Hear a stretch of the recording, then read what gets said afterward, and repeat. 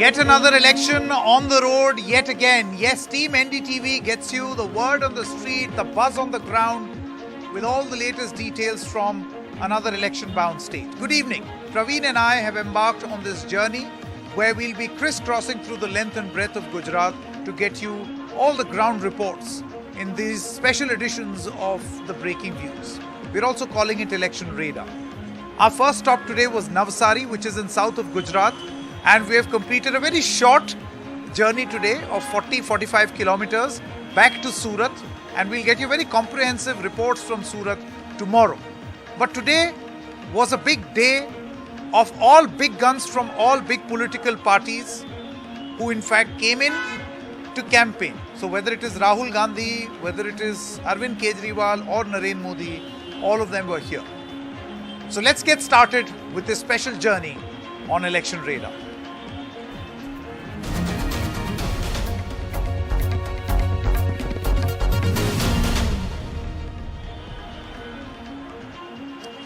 Alright, so as we told you, the big guns have been pulled out by all the players. So there is a 27-year-old incumbent in the Bharatiya Janata Party and the topmost face, former Chief Minister from Gujarat, Narendra Modi, who is now the Prime Minister.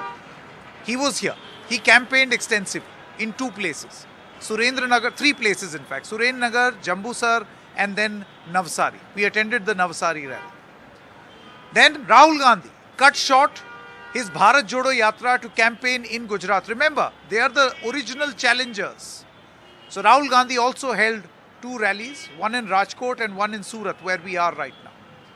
And then of course the new challenger, Arvind Kejriwal, who's got quite a buzz going, but will he be able to make an electoral impact with all the buzz that he is creating? That's going to be the big challenge. He held a roadshow and a rally in Amreli. He's expected to visit Surat tomorrow. Now, Surat is going to be a very, very important center, and we'll get you comprehensive reports tomorrow from this big city.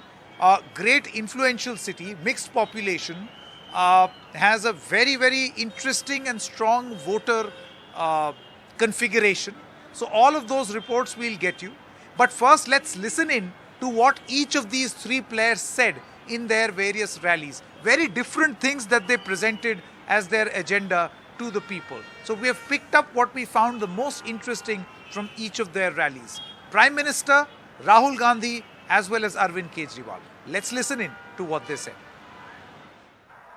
एक कांग्रेस वाला कहे छे आ मोदी ने any औकात बतावी देशु औकात मोदी को उसकी औकात दिखा देंगे अहंकार जो भाइयों अहंकार जो मोदी को उसकी औकात दिखा देंगे अरे माँ बाप તમે તો બધા રાજ પરિવારો છો હું તો એક સામાન્ય પરિવારનું સંતાન છું મારી કોઈ औकात નથી બાપા તમે મારી औकात દેખાડવાની અરે હું તો સેવક છું હું તો સેવાદાર છું અને સેવક કે સેવાદારની વળી औकात હોતી હશે અરે તમે મને નીચ પણ કહ્યો નીચી જાતિનો પણ કહ્યો અરે તમે તો મને મોતનો સોદાગરો પણ કહ્યો અરે તમે તો મને ગંદી નાળીનો કીડો પણ કીધો બધું કીધું ભાઈ તમે બધું કીધું હવે તમે औकात બતાવવા નીકળ્યા છો અમારી કોઈ औकात નથી મહેરબાની કરીને बीजेपी के लोग आपको आदिवासी नहीं कहते क्या कहते हैं आपको वनवासी वनवासी वो आपको यह नहीं कहते कि आप हिंदुस्तान के पहले मालिक हो वो आपको कहते हैं आप जंगल में रहते हो फर्क समझ में आया मतलब वो ये नहीं चाहते कि आप शहरों में रहो कि आपके बच्चे इंजीनियर बने डॉक्टर बने हवाई जहाज उड़ाना सीखें अंग्रेजी बोले वो ये नहीं चाहते वो चाहते हैं कि आप जंगल में रहो मगर वहां नहीं रुकते उसके बाद वो आपसे जंगल छीनने का काम शुरू कर देते हैं ये कोई पार्टी महंगाई के बारे में बात नहीं करते, भाजपा भी नहीं करती, कांग्रेस भी नहीं करती।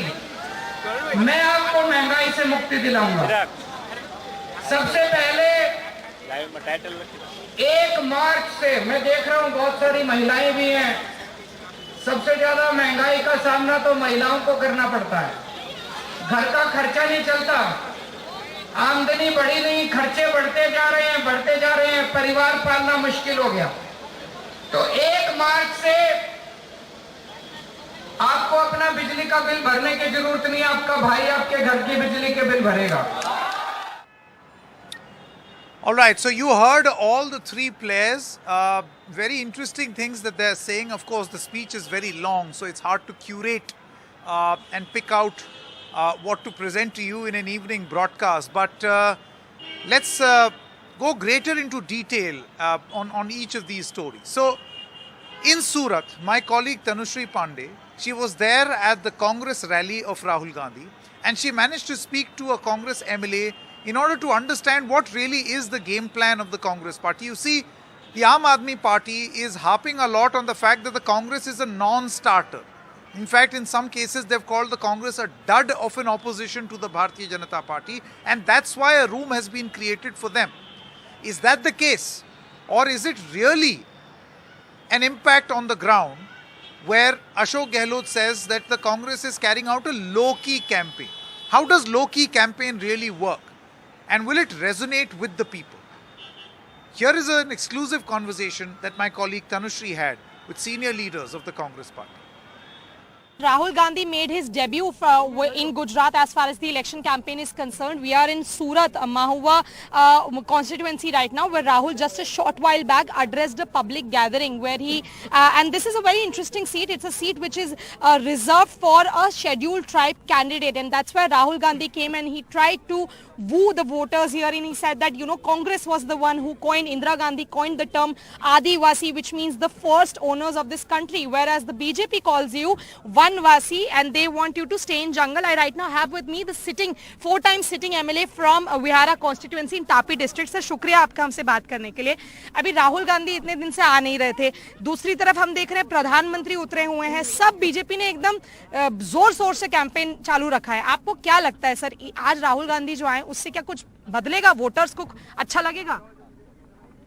गुजरात की जमीन ऐसी है कि बीजेपी के पक्ष से नीचे से सिरक गई है भी, और गुजरात का पीएम है, उनका नाक कट जाए ऐसा लगता है. इसलिए गुजरात में आके 12 तक वो यहाँ पे आता रहता है, क्योंकि उनको ऐसा लगता है कि अभी गुजरात की सरकार बीजेपी की बनने वाली नहीं है. आप बोल रहे गुजरात में इस बार बीजेपी की सरकार नहीं बनेगी? नहीं बनेगी, कोई नहीं बनेगी. यहाँ कांग्रेस की बन रही है, कांग्रेस की बन रही है, और आम आदमी पार्टी नहीं बनेगी. उनका भी कोई मतलब नहीं, कोई मतलब नहीं है. नहीं तो सर, प्रधानमंत्री और ये लोग तो सब, बीजेपी तो इतना इंटेंसिव कैंपेन करता है, सीरियसली लेता है इलेक्शन को. राहुल जी तो सिर्फ आज ही आए.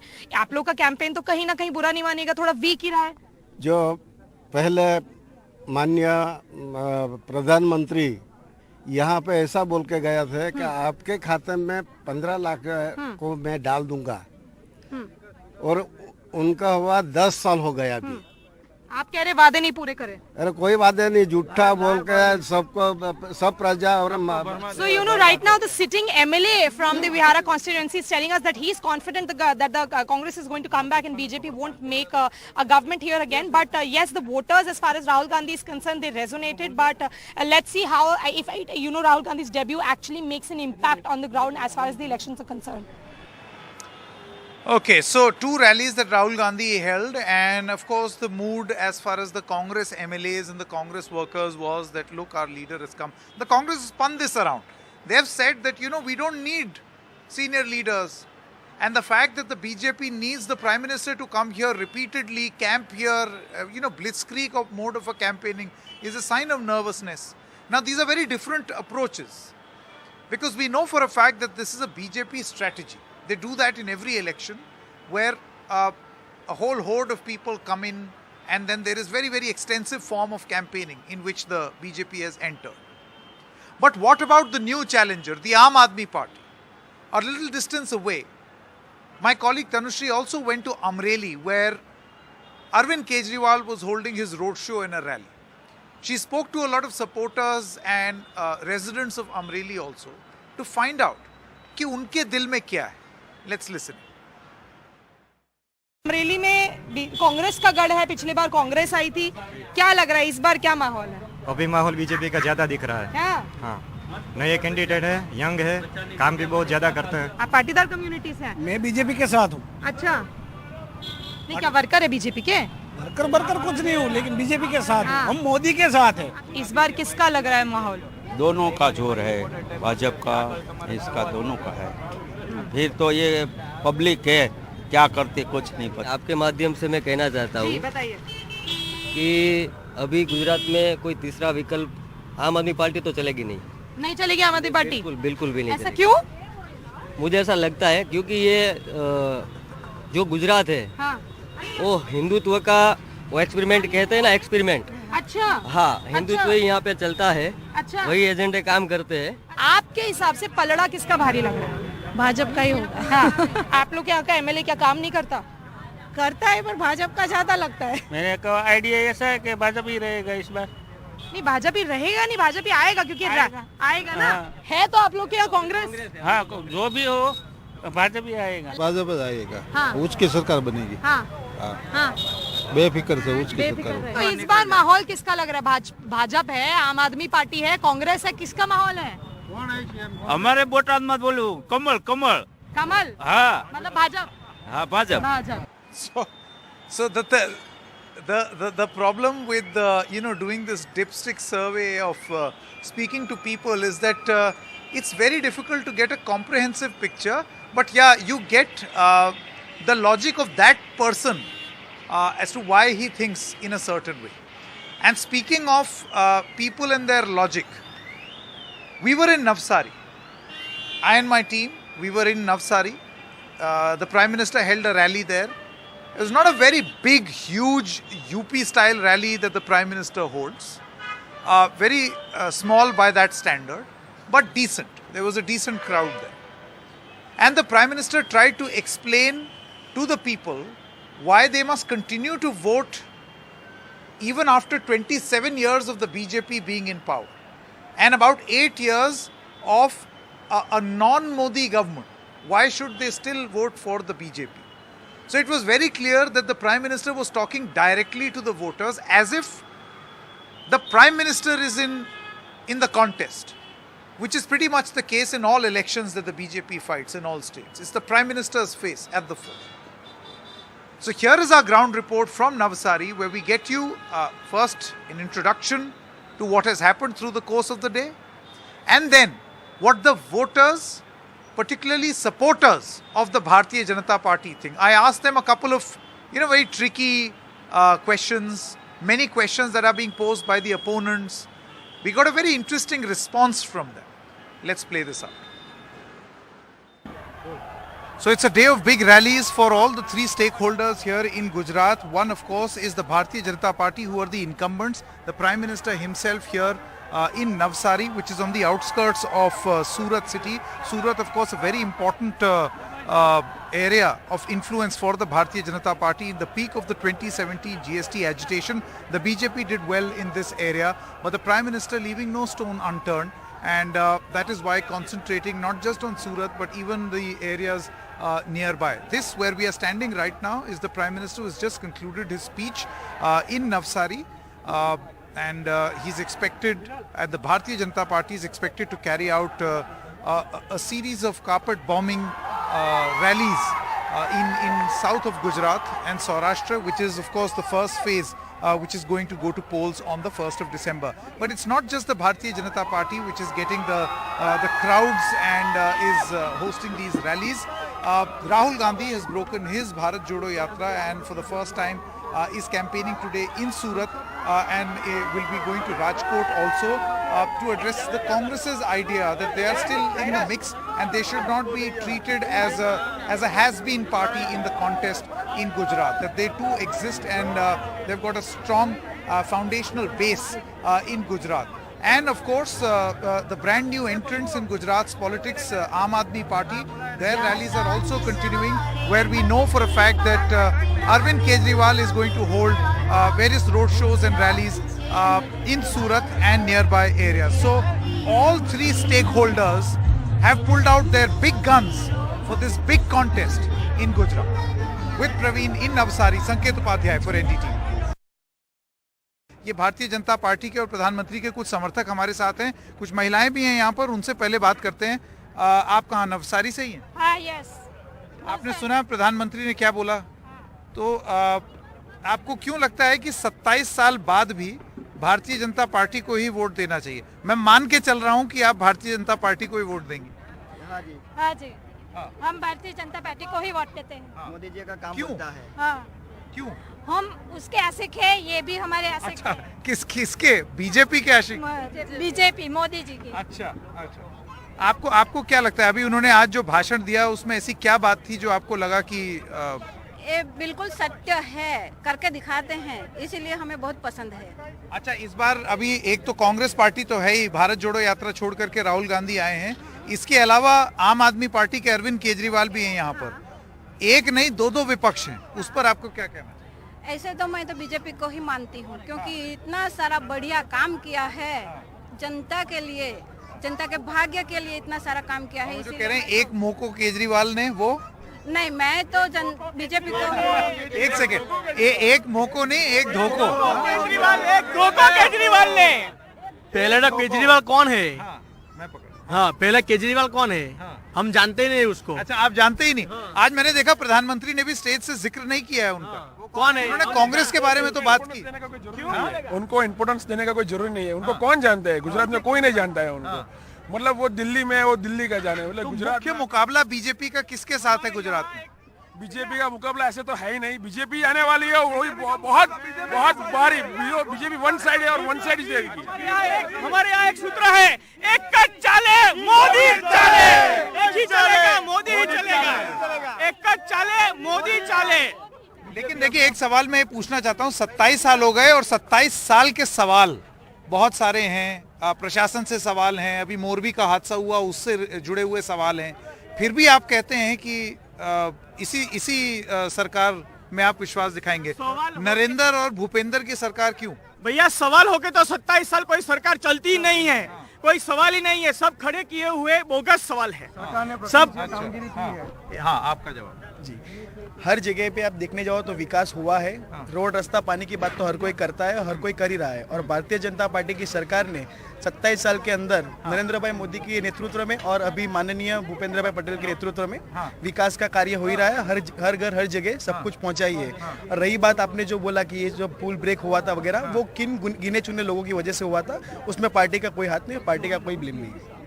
यहाँ पर स्थानीय मुद्दे क्या हैं आपके लिए? आपको क्यों लगता है कि बीजेपी एक बार, क्योंकि 2017 में सूरत में इतना बड़ा जीएसटी को लेकर के आंदोलन हुआ इस इलाके में, लेकिन फिर भी यहाँ से बीजेपी ही जीती, तो आपको लगता है इस बार जो है भारतीय जनता पार्टी हर लोगों के दिल में बसी हुई पार्टी है। और हम लोग इतने साल से भारतीय जनता पार्टी को हमारा प्यार देते आ रहे हैं, और उन्होंने उसके सामने हम लोग को, और पार्टी ने हम लोग को भी इतना प्यार दिया है, और पार्टी ने विकास करके दिखाया है। तो हम लोग, काफी सारे लोग, हर कोई इधर गुजरात में जब किधर भी जाओगे तो नरेंद्र भाई मोदी और बीजेपी को ही वोट देने वाले हैं। बीजेपी की सरकार बनने वाली है, और वो भी ऐतिहासिक एक रिकॉर्ड बनेगा। वो तो है, लेकिन पिछली बार 2017 में आपको याद होगा 99 पे भी आ गई थी यही सरकार। इस बार नहीं होगी, इस बार 99 की नहीं, इस बार 150 आराम से होगी। अरे ऐसे 150, आपकी तो जितनी हाइट है उतना ज्यादा नंबर दे दिया आपने।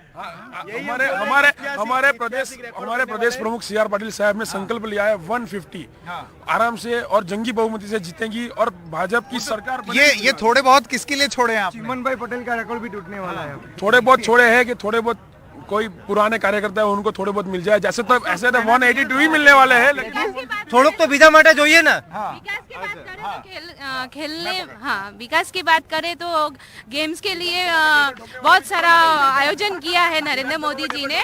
जैसे कि छोटे बच्चे गांव से लेके बड़े तक बच्चे है ना पार्टिसिपेट कर सकते हैं खेलो इंडिया में। उन्होंने बहुत सारा आयोजन किया है। मेरी बच्ची भी एक गेम्स में आगे है, उसने रिकॉर्ड किया है, और उन्होंने बहुत सारा प्रोत्साहन दिया है किया। इसलिए मैं चाहती हूँ कि इस बार भी नरेंद्र मोदी जी आने चाहिए। अच्छा, इतना जो सवाल है कि पेपर लीक हो जाता है और प्रशासन बात नहीं सुनती, भ्रष्टाचार का एक प्रश्न लगता है, आपको नहीं लगता ये मुद्दे हैं? नहीं नहीं नहीं नहीं, वो तो सब दूसरे लोग भ्रष्टाचार है, ऐसा हम तो है ना भड़काने के लिए करते हैं। हाँ, बीजेपी वाले को भड़काने के लिए सारा भ्रष्टाचार करते हैं, क्योंकि ऐसा कुछ है ही नहीं। मोदी जी की सरकार ऐसा कुछ नहीं करती। अच्छा, मैं एक सवाल पूछ दूं आपसे, अगर कुछ नहीं था तो फिर पिछले साल पूरी की पूरी कैबिनेट, चीफ मिनिस्टर सब बदलने की जरूरत क्यों पड़ी? पिछले साल किया वो, पिछले साल जो उन्होंने पूरा घर के ही बदल दिए सारे बल्ब, ऐसा क्यों करने की जरूरत पड़ी? ऐसा तो आपको क्या लगता है? नए लोगों को चांस, नए युवा लोग जो आए, जो अपना प्रोत्साहन उनको दे, चांस दिए, उनका जो आइडियाज रहते हैं वो उनको से क्राइटेरिया बदल के जो कुछ करना चाहते हैं उसका मौका दिया है। अच्छा, हाँ, आप क्या कह रहे थे? नए मतलब जैसे सरकार बदल गई, उससे क्या है कि नए मुख्यमंत्री आ गए, पूरी कैबिनेट चेंज हो गई, नए जो एमएलएस है वो नए आ गए, उनके मतलब उनके विचार है अलग है, वो हिसाब से काम करेंगे। मतलब पिछली जो सरकार थी वो भी मजबूत थी, जो नई आई है वो 1 साल से वो भी मजबूत ही है और मजबूत ही रहने वाली है हर बार। इसीलिए जो ये कोई ऐसा कोई क्वेश्चन नहीं है, मतलब ऐसा कोई है नहीं कि भाई सरकार क्यों बदल गई। पर किस हिसाब से आपने ये 150 का आंकड़ा लगाया है? कुछ तो गणित लगाई होगी ना? जिस तरह पक्की आने वाली है 150 सीट, पक्की आने वाली, 150 से ज्यादा आने वाला है सीट, वो तो हमने तो ऐसा अंदाजा लगाया, पर 150 से ज्यादा। जिस तरह आप अभी गुजरात में घूम रहे हो, हर जगह भगवा लहरा रहा है, उसके ऊपर से आपको भी अंदाजा तो होगा कि 150 का प्लस तो आने वाला है। 2002 से अगर बीजेपी की गवर्नमेंट आ रही है तो गुजरात के लोग जो वोटिंग कर रहे हैं तो वो तो बहुमती से आ रही है, तो इनमें कोई शंका करने की बात ही नहीं है। तो आप तो लोगों के ऊपर अविश्वास कर रहे हैं। ये तो मैं तो सवाल पूछ रहा हूँ। नहीं, लोगों सवाल पूछने दीजिए। देखो, बीजेपी के प्रति लोगों का प्रेम है। दूसरा है कि बीजेपी ने जो काम किया है उसकी कदर करके ये वोटिंग हो रही है, समझिए। अच्छा, एक मेरा आखिरी सवाल, ये कहा जाता है, कांग्रेस का आरोप ये है कि जहां जहां एक तीसरा प्लेयर आ जाता है, जैसे यहाँ आम आदमी पार्टी आ गए, वो वोट काट देते हैं और उसके बाद फिर बीजेपी का भला कर देते हैं। तो आपको क्या लगता है, आम आदमी पार्टी की भूमिका जो कांग्रेस कह रही है वो है, या वो जो अपने आप को एक मजबूत विपक्ष की तरह बनाना चाहते हैं गुजरात में वो है? जिस जगह पे गांधीनगर में, आप एग्जांपल दूं कि गांधीनगर में कांग्रेस का जिधर नगर पालिका का था, महानगर, वहीं पर ये हुआ कि वो सीट पर ने बोला कि आम आदमी पार्टी की सरकार उधर बन रही है, आम आदमी पार्टी का चुनाव आ रहा है, तो उधर भाजपा आ गई जिधर कांग्रेस था। तो अभी बात सुनो, तो अभी गुजरात में इन लोग बोल रहे हैं हमारी सरकार बन रही है, हमारी सरकार बन रही है। उन लोग की खुद की डिपॉजिट जा रही है, उनको पता है, वो खुद उनको पता है, क्योंकि उन लोग के पास जितने सिटीज के अंदर आप देखो कार्यकर्ता है ना, उतना तो हमारे सोशल मीडिया की टीम में पड़े जिला के अंदर। एक आरोप ये भी लगता है, मेरा आखिरी सवाल, कि तन मन धन बल हर किसी का प्रयोग भारतीय जनता पार्टी कर देती है, कि और कोई मैच ही नहीं कर सकता। भारतीय जनता पार्टी का एक ही सूत्र है, संघर्ष, सेवा और बलिदान। तो यही सब चीज है। सबका साथ, सबका विकास, सबका विश्वास, एक ही मुद्दा है गुजरात में। इसी बलबूते पे 150 प्लस भारतीय जनता पार्टी जीतेगी। अभी थोड़ी देर पहले एक सवाल मैंने आपसे पूछा, आप इधर आइए, आप बहुत लंबे हैं। हाँ, इनसे एक सवाल मैंने ये पूछा कि ये जो 150 आप बीजेपी को दे रहे हैं, बाकी थोड़ा बहुत किसके लिए छोड़ा है और क्यों? वो भी कर लो। ठोकने वाला भी चाहिए ना, विधानसभा में टेबल ठोकने वाला भी चाहिए ना कोई। जैसे बीजेपी के अच्छे काम हो रहे हैं, बीजेपी के मतलब जैसे भी कैबिनेट में अच्छे काम पास होंगे, तो विरोध कोई बताने वाला भी चाहिए ना। जितना विरोध करेगा उतना बीजेपी ऊपर जाएगा। अच्छा, तो विपक्ष के लिए छोड़ा है इतना, विपक्ष के लिए थोड़ा छोड़ा है, तो ही काम करने को बीजेपी को मजा आता है। केजरीवाल की तो 2-3 सीटें आएगी नहीं, केजरीवाल खाता ही नहीं खुलेगा। चलिए, बहुत बहुत धन्यवाद आप सबका। ये था नवसारी का मूड, नवसारी के दिल में क्या है ये हम लोगों ने जाना। लेकिन ये भारतीय जनता पार्टी की रैली जो हुई है नरेंद्र मोदी की, वहां की जनता का मूड है। अब ये इस रैली की जगह से अलग हटके भी नवसारी का मूड है या नहीं, वो हम पता करेंगे। All right, so with that we come to the end of this day's show, but be sure that we'll get you many more ground reports. Tomorrow is a special from Surat. This is a big city. Remember, as we told you, very, very different configurations.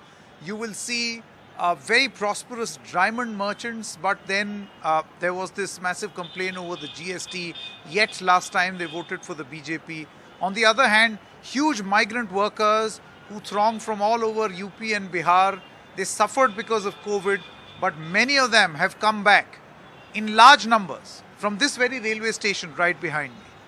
So will we have a situation that whatever happens, whatever natural calamity or whatever tragedy that people will face, will jobs pull them back to Surat? What is the great majboori for this Mazdoori? So we come to the end of this broadcast, but before we do that, let's leave you with the Prime Minister and his fan moment this evening. Bhajap Bhajap Bhajap જ્યાં જોવો ત્યાં ભાજપ આજે દરેક ચર્ચાની શરૂઆત થાય છે ભાજપથી આજે દરેક ચર્ચાનો અંત થાય છે ભાજપથી લોકો ભાજપને ઝુકાવા જાત જાતની રમતો રમે છે ચૂંટણી ન લડવાના સંખાય તોય ખાલી ખોટા વક્ષો રચે છે પણ આ વિકાસના સિદ્ધાંતો પર ચાલતી આ અડીખમ ભાજપને કોઈ નહીં મિટાવી શકે કારણ કે કર્ફ્યુને ભૂતકાળ કોણ બનાવે ભાજપ 370 ની કલમ કોણ હટાવે ભાજપ નર્મદાને નર સુધી કોણ પહોંચાડે ભાજપ અયોધ્યામાં રામ મંદિરની રાહ કોણ પૂરી કરાવે ભાજપ ઉજ્જૈનનો કોરિડોર કે સ્ટેચ્યુ ઓફ યુનિટીની ઊંચાઈ કે પછી પાવાગઢમાં 500 વર્ષે ધજા કોણ ફરકાવે ભાજપ રાતનો એક જ નારો અમને તો ફાવશે જ ભાજપ ખરે આવશે જ ભાજપ ખરે આવશે જ ભાજપ અમને તો ફાવશે જ ભાજપ આભાર